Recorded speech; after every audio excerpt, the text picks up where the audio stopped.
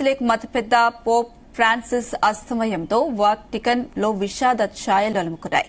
ఆదివారం ఈస్టర్ సందేశం ఇచ్చిన పోప్ ఫ్రాన్సిస్ ఇటలీ కాలమానం ప్రకారం సోమవారం ఉదయం 7:35 వాటికన్ సిటీలోని తన కాసా శాంటా మార్కా నివాసంలో తుదిశ్వాస విడిచారని వాటికన్ ప్రకటించింది. ఫ్రాన్సిస్ శ్వాసకోశ సమస్యలు, డబుల్ న్యూమోనియా, ఫిబ్రవరి 14న ఆసుపత్రిలో చేరి 38 రోజుల పాటు చికిత్స తీసుకున్నారు. ఆపై కోలుకొని డిశ్చార్జ్ అయ్యారు.